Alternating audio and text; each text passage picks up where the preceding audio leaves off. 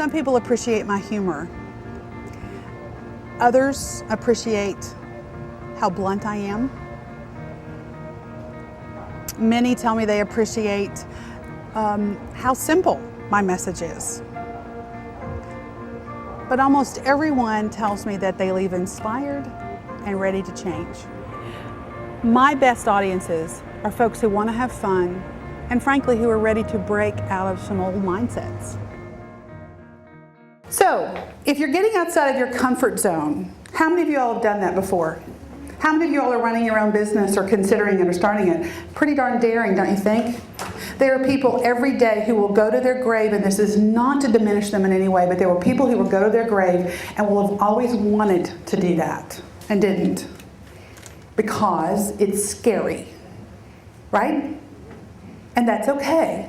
That's okay, not any judgment, but for some reason you all are wacky enough, insane enough, or not that frightened. Now being brave is not the absence of fear. You all have heard that, right? It's not the absence of fear. It's feeling the fear and doing it anyway. I sound like a motivational poster, but it's the truth. Feeling the fear and doing it anyway. And I'll tell you, I've done some pretty daring things myself. Things that in my 20s, I would look back and say, oh, I would never do that. Well, I've done them. I've done them and I've survived them. But you know what? One of the most daring things I've ever had to do, and still have to do it, is to change my mind. That's the most scary thing for me, and I mean that seriously. When I have figured out that something I've believed to be true, I want to consider thinking differently about that. That's scary. I think that the reason people are so hard on themselves these days is multiple reasons, actually. Our culture has decided that there's a narrow view of what's acceptable. A certain body type, a certain age, a certain socioeconomic place, a certain level that you should be in your career. Everyone should be going for the top. Everyone should look a certain way. And most people don't. Most people don't fit what our culture has said we should look like, or we should be like, or we should be. So what happens is, instead of just accepting that that's an erroneous belief, people do a number on themselves internally. I should be. If I just tried harder, if I just worked harder, I could be something. And that's sort of not appreciating who they really are. So there's this internal, I gotta work harder, I gotta work harder. And they're beating up on themselves. I'm gonna tell you a little bit about boom thinking. Boom stands for breakout of old mindsets, obviously. But there's another thing that goes along with the B, the O, and the O, and the M of boom thinking. And I want to teach that to you, so you can take that with you. It's my steps for how to help shift those beliefs that you don't want anymore. First, you got to put on the brakes. What do you think that means, somebody? Stop doing it. Stop. You just have to stop. What am I thinking? Did you all know that most of us don't know what we're thinking? We're doing a lot of thinking, but we don't know what we're thinking. And this is really interesting. The second O is observe. Start observing how you feel. Start observing how other people react to you when you have a certain thought that goes through your mind. So put on the brakes, B, and O, start observing. But that's what you're trying to do. You're trying to remove a belief that you don't want anymore and replace it with a new one. So that's the O. Obliterate what you don't want anymore, but make a new message and put it in its place. So it's no good just to say, I can have all the money I want. Or, no, you have to know what you're trying to replace. So obliterate and make a new message. You put on the brakes, you observe what is happening, you obliterate what you're most daring and ready to do, and you put something new in its place. You make a new mindset. Are you following me? How many of you all have done that before? Did it take guts? Yep. It takes a heck of a lot of guts. I'm telling you. The neat thing about boom thinking is that it can apply to lots of different audiences. And I know that, let me tell you what I mean by that. In every industry I've ever met, regardless of your gender or your industry or your job, people have limiting beliefs. Whether you're in sales, there's things that are keeping people from being able to fully reach their potential as sales. If you're in healthcare, there are limiting beliefs. If you're a realtor, if you're a stockbroker, if you're an architect. So what I can do, I can customize my Boom program to meet your specific audience. I do a little bit of research about what's going on with your particular market, your particular geography. I even do some interviewing within your company and say, okay, what's the primary concern these days? And then I can bring my Boom message, which is fairly applicable to any place, but customize it to say, what are the limiting beliefs that in your industry? What are the limiting beliefs this time of year? What are the limiting beliefs that your company specifically might be dealing with right now? Everybody do something for me. Cross your arms. Cross your arms.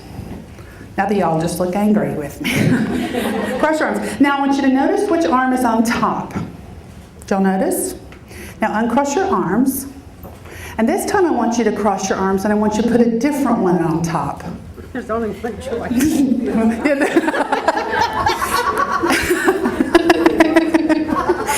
How awkward was that? Does it feel bizarre? It's awful. It feels awful, right? That's what you have to look forward to when you just start to improve yourself. Did you know that? You will not instantly feel great. You're going to say, I'm going to get a new belief and I'm going to change my life for the better, and you're going to wake up the next day and you're going to do new things and you're going to feel like crap. You are.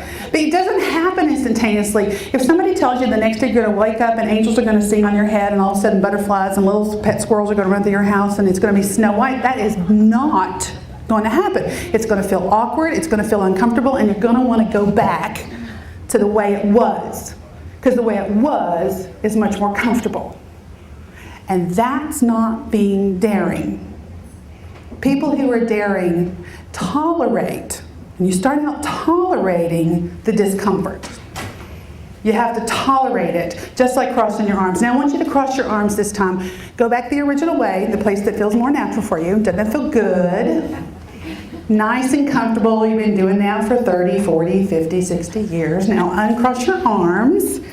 Put the other one on top. Uncross. Put the other one on top. Uncross.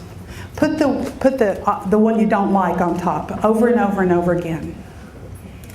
Is it getting easier? Yeah. It's getting easier, isn't it?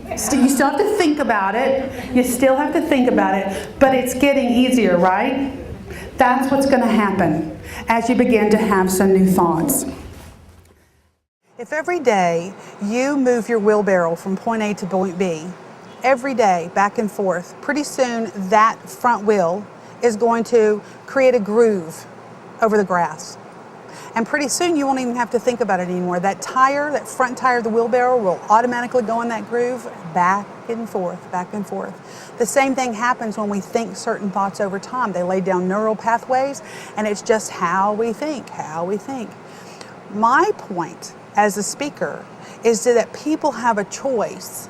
They can begin to say, okay, I no longer want to take my wheelbarrow back and forth that same way. I want to do it that way. I want to go there now. So it's not necessarily easy because you have to bump that wheelbarrow out of the old path and begin to make a new path, but it can be done. But it's got to be intentional. That's what I try to do from the platform, is help people understand that if you want to shift, you can, but it's also going to take some deliberate thinking. That's where Boom comes in for me.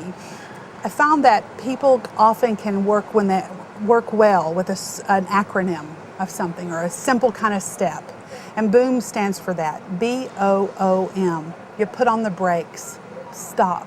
What are you thinking? You got to know, what are you thinking? You do an assessment. O, observe what is happening. Take a look, observe inwardly, observe outwardly. What are the thoughts I have and how do they affect me? Third, obliterate what you don't want anymore. Decide which ones you want to say, I am done with you. Obliterate it. And then fill that space with a new mindset that actually does take you no longer from the old pace back and forth, but to the new place that you want to go.